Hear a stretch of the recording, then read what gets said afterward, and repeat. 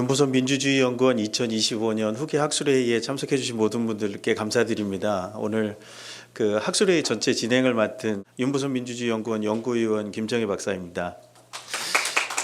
이제 시간이 되어서 국민의례와 함께 후기 학술회의를 시작하겠습니다. 우리 다 같이 일어나셔서 우측에 보이시는 태극기를 향해 주시기 바랍니다.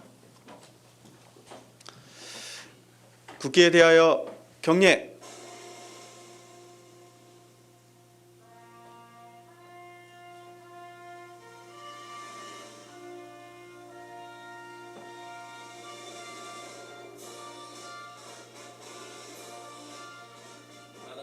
자랑스러운 태극기 앞에 자유롭고 정의로운 대한민국의 무궁한 영광을 위하여 충성을 다할 것을 굳게 다짐합니다.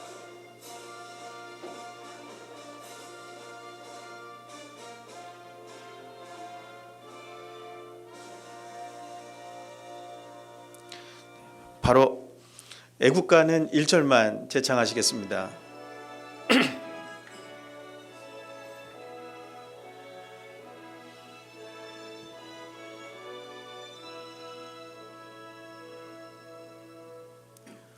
동해물과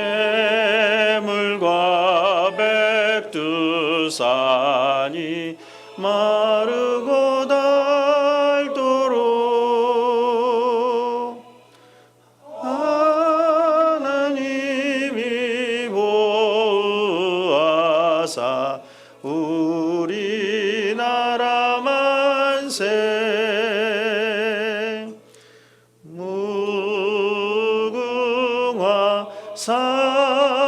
삼천리 화려강산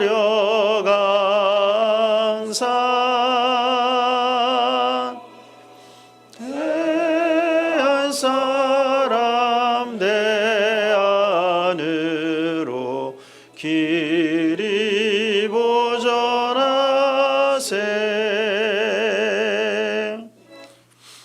이 시간에 우리 순국선열과 후국영령에 대한 묵념이 있겠습니다. 일동 묵념.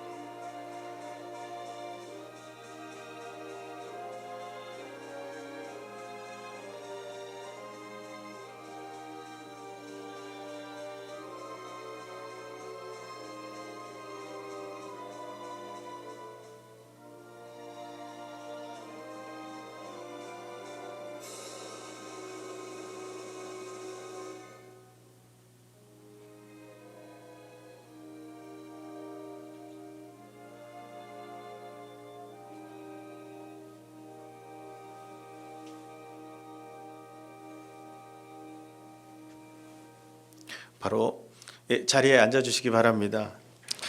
이제 윤보선 민주주의연구원 원장님이신 김용 원장님께서 나오셔서 개회사해 주시겠습니다.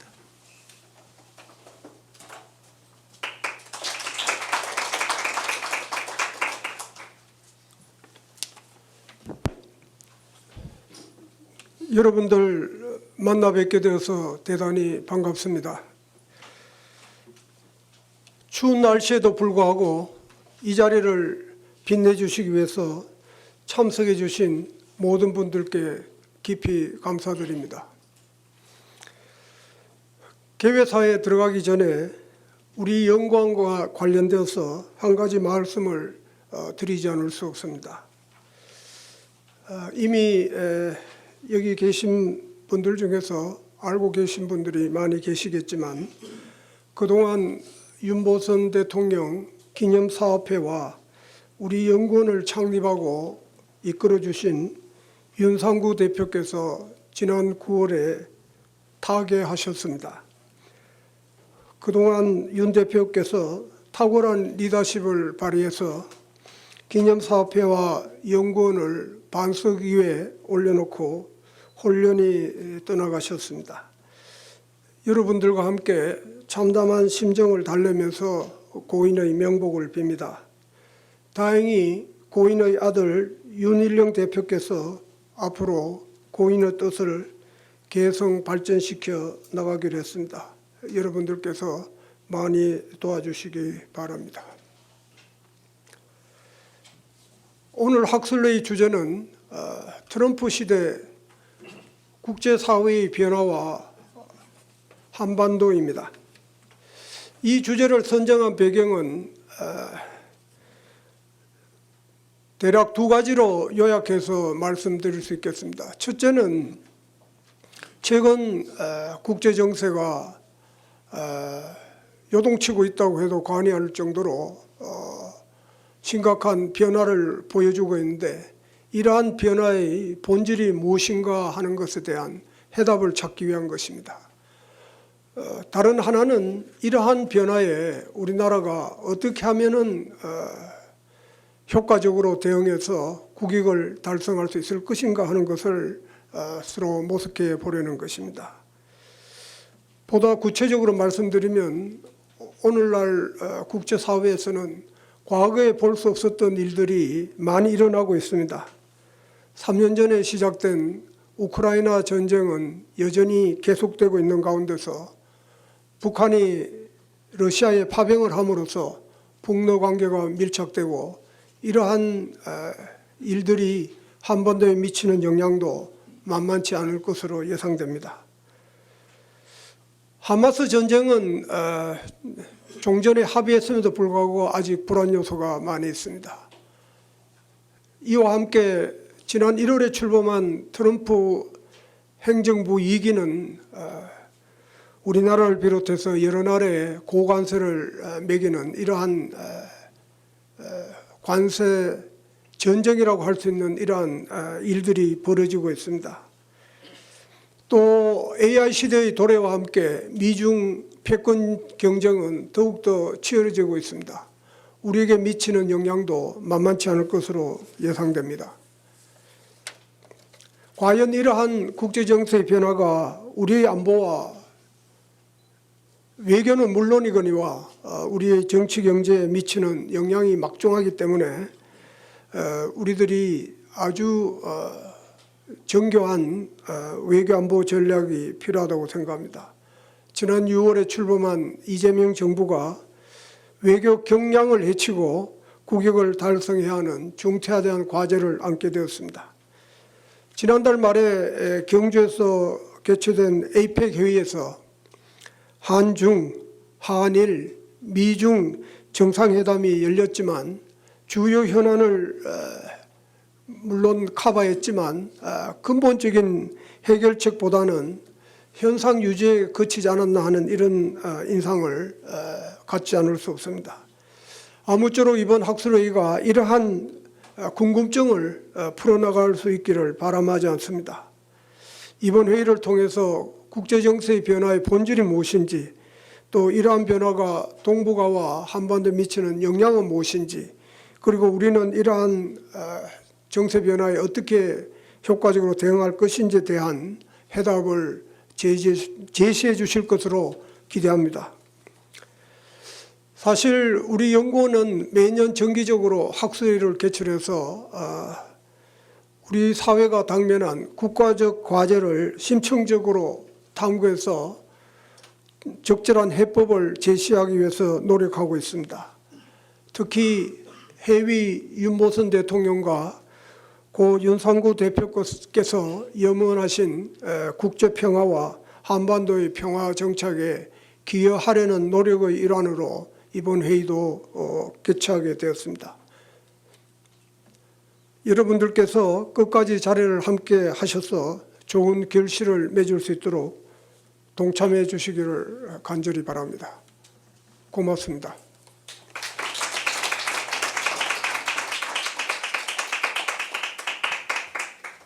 네, 감사합니다. 이어서 오늘의 주제인 트럼프 시대의 국제 질서의 변화와 한반도에 관해서 전 외교통상부 장관이셨고 현재 아산정책연구원 이사장님을 맡고 계시는 윤영관 서울대 명예교수님께서 나오셔서 기조 강연을 해주시겠습니다. 예, 박수로 맞아주시기 바랍니다.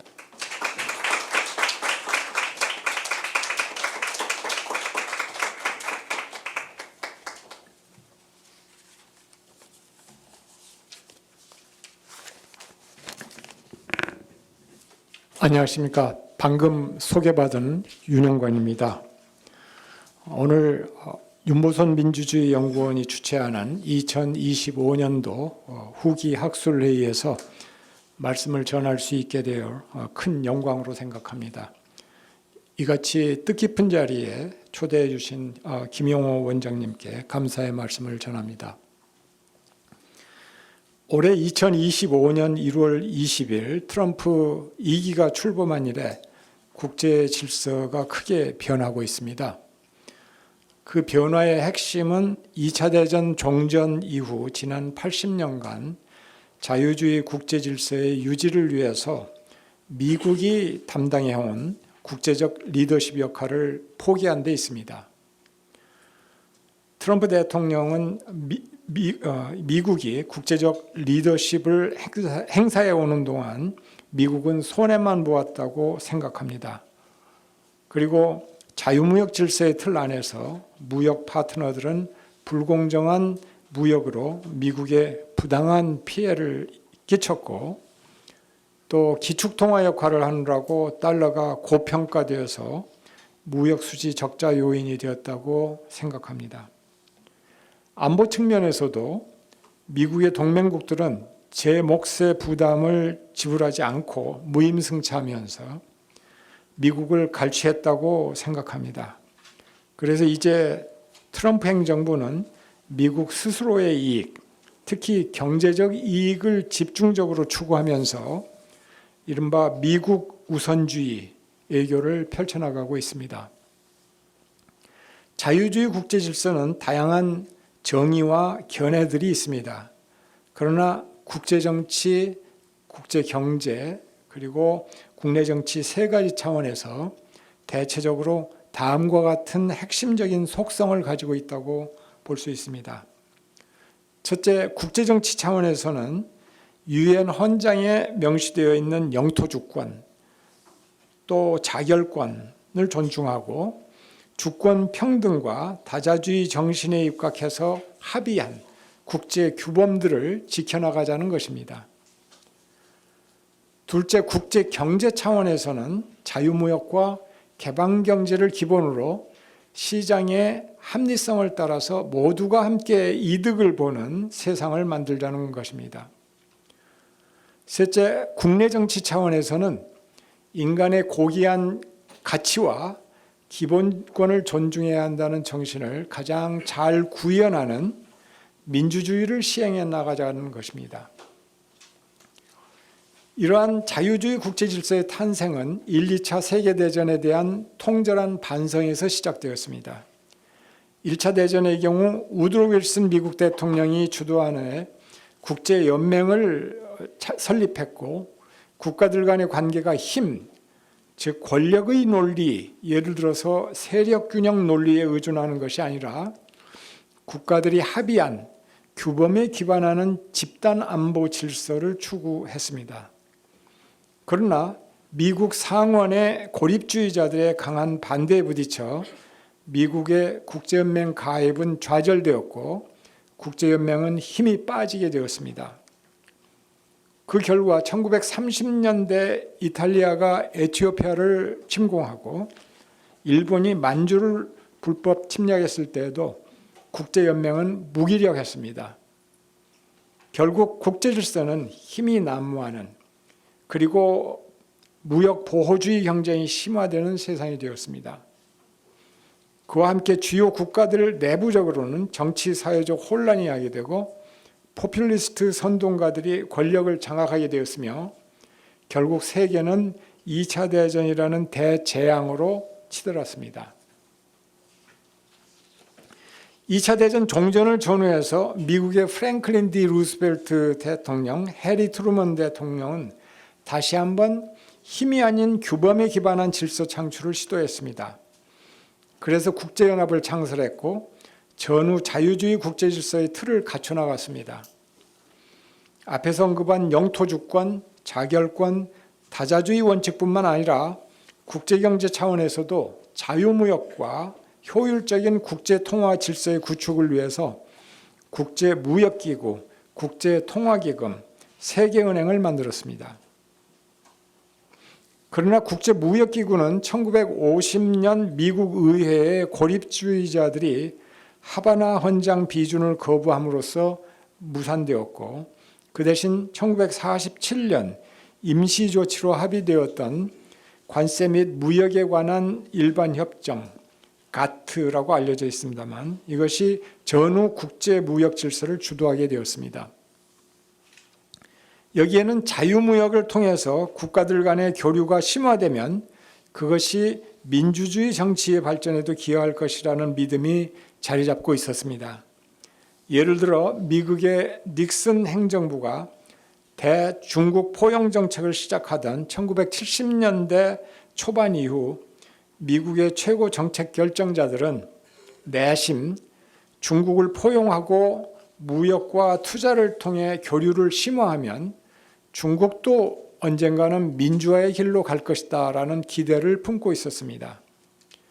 예를 들면 2000년 3월 클린턴 행정부의 백악관 문서는 미중 WTO 협정은 중국 내부의 개혁과 책임성 그리고 개방성을 촉진할 것이며 법의 지배를 강화하는 것을 도울 것이라고 명시했습니다.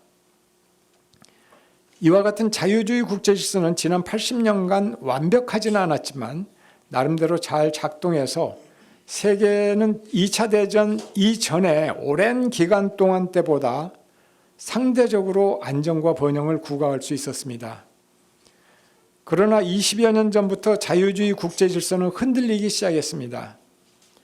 예를 들어 급속한 경제 발전으로 자신감이 생긴 중국은 남중국해가 중국의 영해라는 주장을 더욱 강하게 펼치기 시작했습니다. 2016년 7월 국제상설중재재판소가 중국이 주장하는 역사적 권리를 인정할 수 없다는 판결을 내렸음에도 중국은 그것을 무시하면서 남중국해에 인공섬을 만들고 군사기지를 건설했습니다. 2022년 2월에는 유엔 헌장을 가장 모범적으로 준수해야 할 유엔 안보리 상임이사국 러시아가 우크라이나를 불법으로 침공했습니다. 그러한 러시아를 반미, 반자유주의 연대 세력인 중국, 이란, 북한이 지원해 왔습니다. 러시아의 우크라이나 침공은 자유주의 국제질서에 대한 치명적인 타격이었습니다. 자유주의 국제질서에 대한 또 하나의 심각한 충격은 올해 1월 20일 트럼프 2기가 출범한 후에 트럼프 행정부가 선택한 외교 행보였습니다. 트럼프 대통령은 임기 초에 그린란드, 캐나다, 파나마 영토에 대한 확보 의지를 표명한 바가 있습니다. 그리고 4월 2일에는 전 세계 80여 국가들을 대상으로 고율의 관세를 부과했습니다. 이는 그렇지 않아도 약화되어 오던 자유무역 질서에 대한 심각한 타격이었습니다. 또한 트럼프 대통령은 민주주의 동맹국 지도자들보다도 권위주의 국가의 독재자들에게 더 친근감을 보여왔습니다. 그리고 아르헨티나의 밀레이 대통령과 같은 권위주의적 우파 정치 지도자들을 강하게 지원하고 있습니다. 이제 규범이 아니라 힘의 논리가 지배하는 국제정치로 질적인 변화가 일어나고 있는 것입니다. 그렇다면 트럼프 대통령은 왜 자유주의 국제질서의 유지를 위한 미국의 국제적 리더십을 포기하고 반세계와 반이민, 반중국 그리고 힘의 정치에 입각한 정책들을 실행하게 되었을까요? 더 거슬러 올라가 왜 미국인들은 트럼프를 대통령으로 2024년 11월 다시 선출했을까요? 여기에는 세 가지 정도의 큰 이유가 있다고 생각합니다. 첫째, 상대적 권력 이동입니다. 무엇보다도 중국 경제가 미국을 급속도로 따라잡았습니다. 닉슨 행정부의 포용 정책 덕분으로 국제 안보 환경이 안정되자 덩샤오핑 치하의 중국은 경제 발전에 매진했습니다. 그 결과 1980년 미국 GDP의 6%에 그치던 중국 경제는 2020년 70%까지 따라잡았고 명목 GDP 기준입니다. 이는 중국 지도자들에게 자신감을 심어주었습니다. 그래서 2008년 미국발 세계 금융위기로 미국 경제가 흔들리자 중국의 정치 지도자들은 그동안의 도광양회 전략을 버리고 분발 유의, 즉 떨쳐 일어나 할 바를 다 하겠다라는 전략으로 나아가면서 공세 외교를 펼치기 시작했습니다. 그러한 중국에 대해서 트럼프 1기가 2017년 들어서면서 1970년대 초반 이래의 포용 정책을 버리고 본격적인 대결 정책으로 맞대응하기 시작한 것입니다. 이에 더하여 반미, 반자유주의 국가들인 러시아, 이란, 북한이 연대하면서 미국의 리더십에 도전하고 나섰습니다. 그러한 상황에서 트럼프 2기 행정부는 더 이상 과거의 방식으로 미국이 선두에 나서서 자유주의 국제 질서를 수호하는 리더 역할을 하려는 의지가 약화되었습니다. 둘째로 미국의 역대 행정부들은 국내 정치적으로 세계화의 정치적 부작용을 해소하지 못했습니다.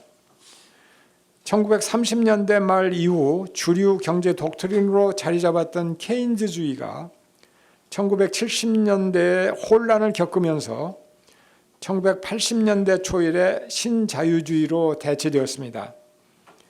1990년을 전후로 동구권 사회주의 체제의 붕괴와 시장경제로의 합류 이후에 신자유주의 세계화의 바람은 더욱 거세어졌습니다.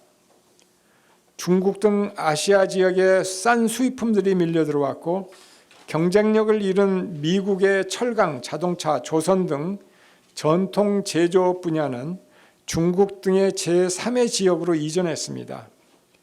그 와중에 실업을 당한 러스트벨트와 노동자들의 삶은 더욱 힘들어졌습니다. 그들과 연대 세력들은 서서히 불만을 표출하기 시작했는데 1999년 시애틀에서 열린 WTO 강요회의와 2000년 워싱턴에서 열린 IMF 세계은행 연차총회에서의 반세계화 시위, 2008년, 2009년 미국발 세계 금융위기 당시에 구제금융 반대 시위, 2011년 월가 점령 시위 등이 그 사례였습니다.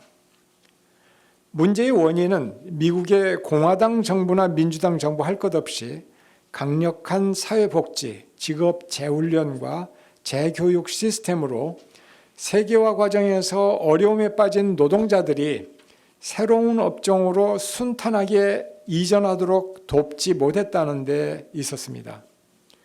특히 이들의 분노는 2008년 세계 금융위기 이후에 더욱 크게 분출되었고 이를 정치적으로 능란하게 활용해서 당선된 사람이 바로 트럼프 대통령이었습니다.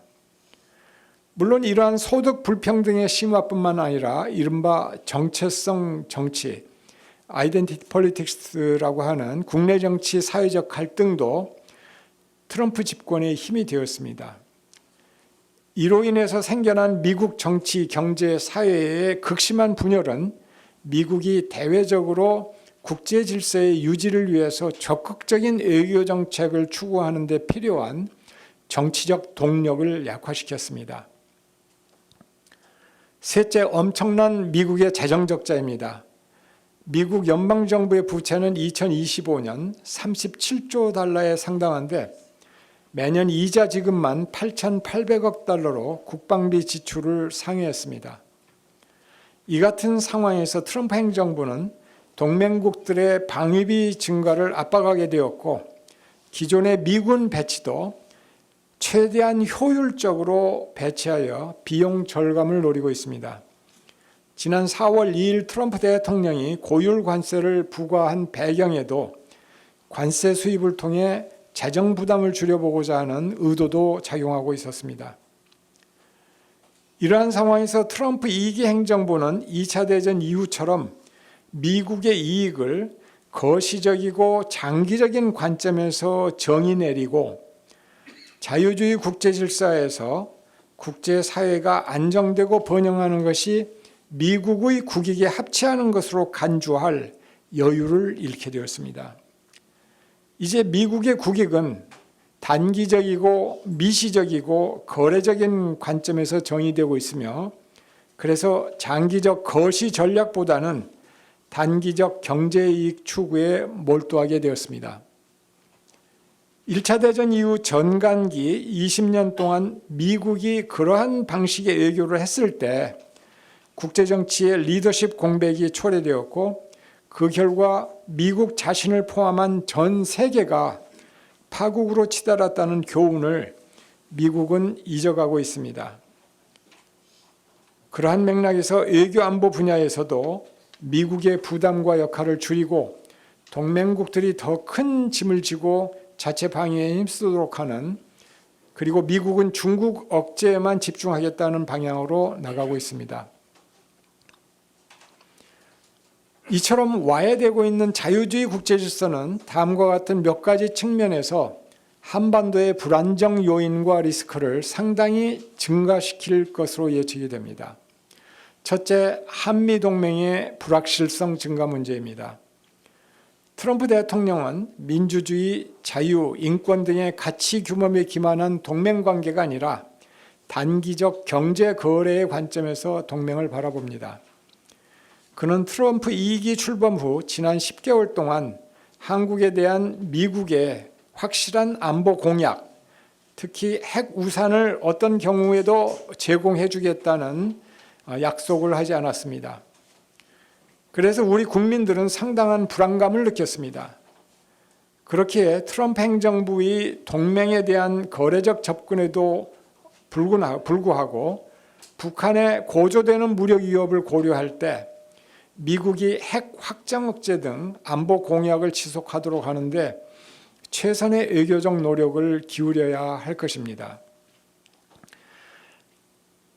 제가 원고 제출을 하고 난 며칠 후에 이 한미 정상회담의 공동 설명 자료가 발표가 됐습니다.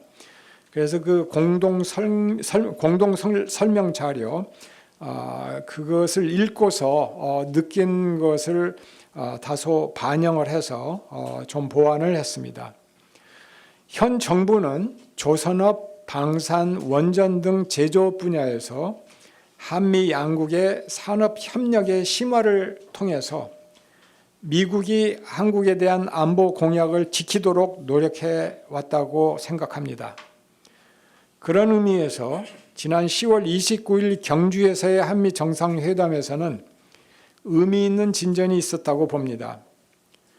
정상회담 결과를 11월 13일 정리 발표한 공동 설명 자료 Joint Fact Sheet라고 하는 그 자료에서는 트럼프 2기 행정부 들어서 최초로 미국이 핵을 포함한 모든 범위의 능력으로 한국에 확장 억제를 제공하겠다는 점을 명시했습니다. 또한 북한의 완전한 비핵화를 재확인하고 2018년 싱가포르 합의 이행을 촉구했습니다. 그리고 한미일 3국 협력도 강화하기로 합의했습니다. 이로써 트럼프 2기 출범 이후 지난 10개월 동안 한미 동맹과 관련한 불확실성이 어느 정도 해소되었다고 생각합니다.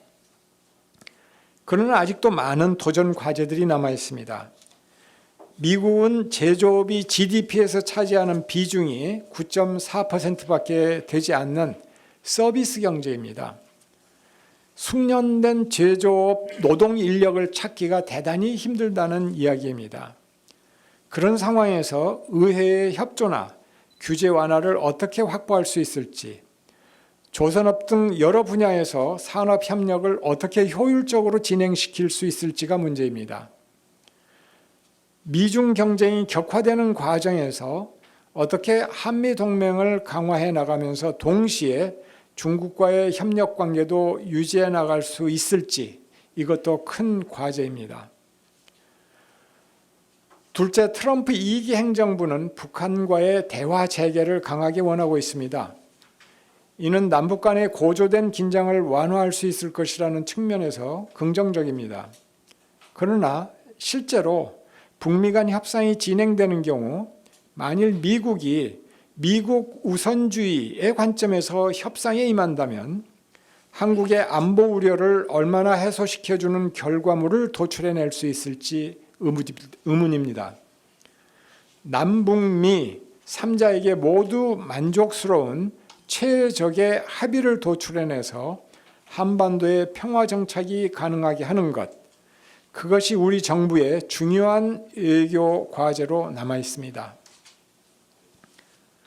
셋째, 자유주의 국제 경제 질서, 즉 자유무역이 쇠퇴하고 보호주의 중상주의로 대체되는 환경은 한국과 같은 무역 주도형 경제발전 국가에게 부정적인 결과를 가져올 것입니다.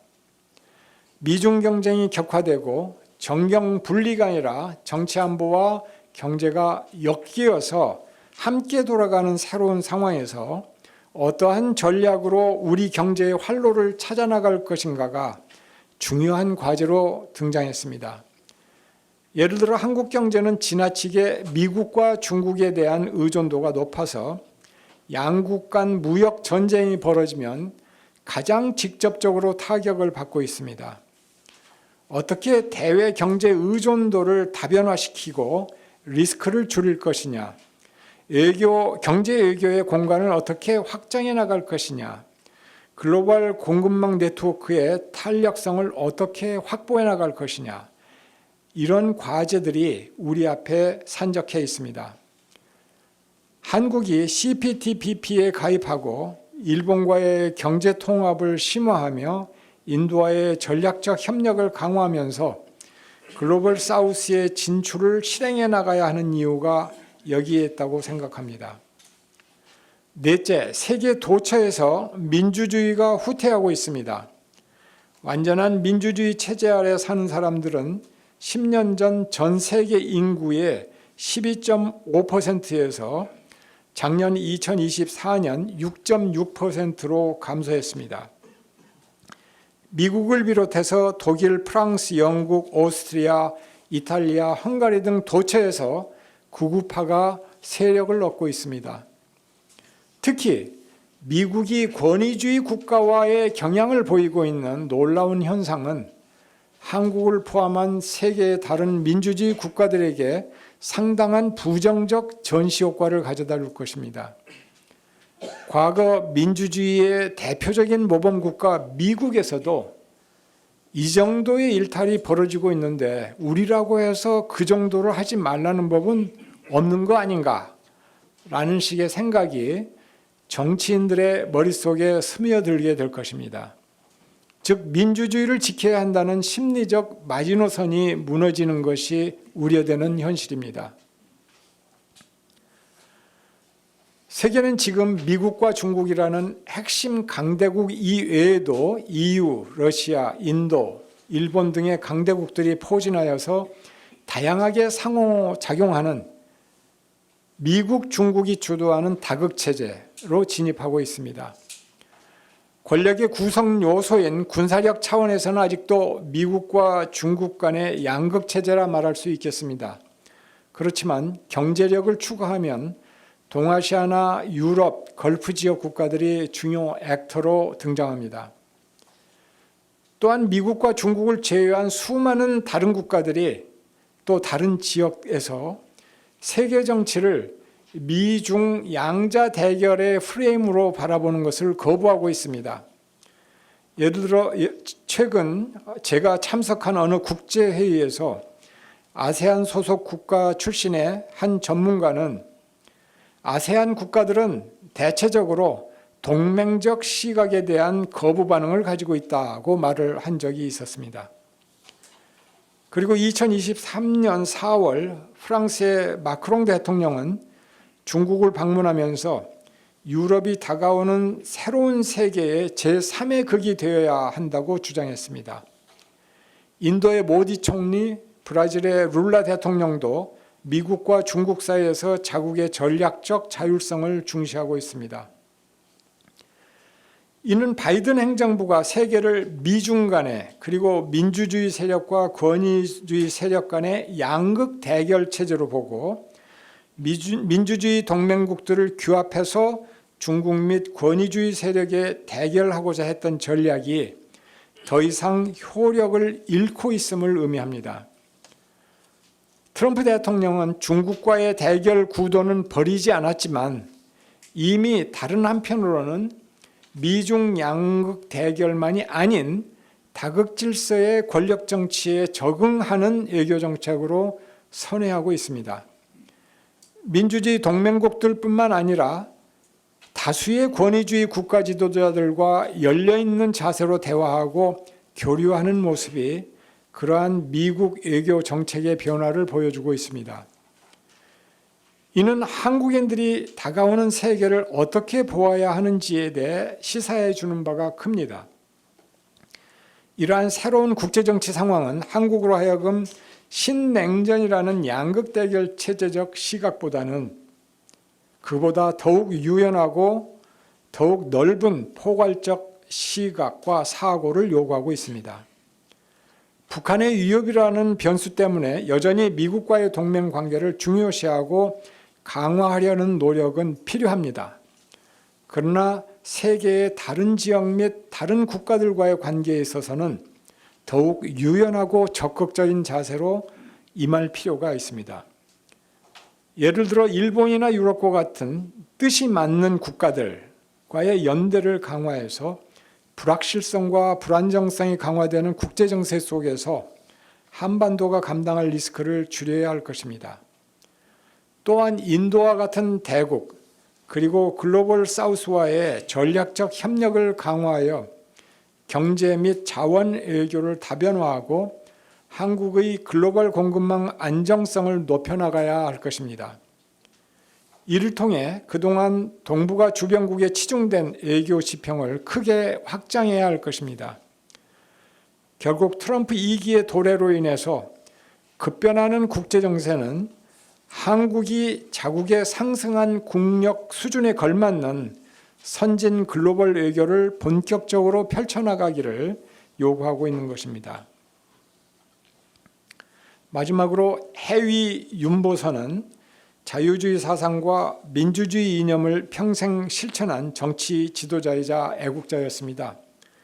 오늘 윤보선 민주주의 연구원에서 진행될 토론을 통해서 해위 선생의 애국하는 정신, 그것이 2025년 현재 우리가 당면한 새로운 세계 속에서 한국인들에게 어떤 구체적 시사점과 교훈을 던져주는지 진지한 토론이 진행되는 뜻깊은 행사가 되기를 기원합니다. 경청해 주셔서 감사합니다.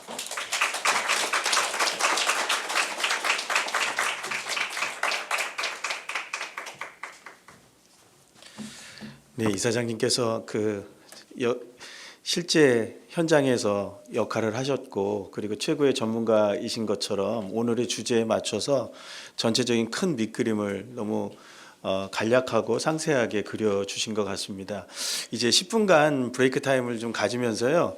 오늘 발표하고 토론을 맡아주신 선생님들 그리고 운영위원분들 나오셔서 기념 촬영이 있겠습니다. 나머지 분들께서는 10분간 브레이크 타임을 갖도록 하겠습니다. 네, 우리 오늘 기조 강연 맡아주신 윤영관 이사장님 그리고 발표와 토론 맡아주신 선생님들과 운영위원님들께서 나오셔서 앞에 서주시고 기념 촬영을 하겠습니다.